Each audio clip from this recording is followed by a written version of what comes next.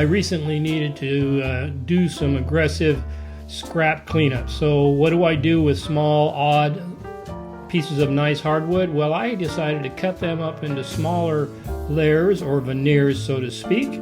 And then I was going to take those layers and veneers so that I could use my laser to make earrings, jewelry, and other small labels, etc. What do you do with your small, odd-shaped material when you're trying to clean up your scrap? Do you have any other ideas? Share them in the comments.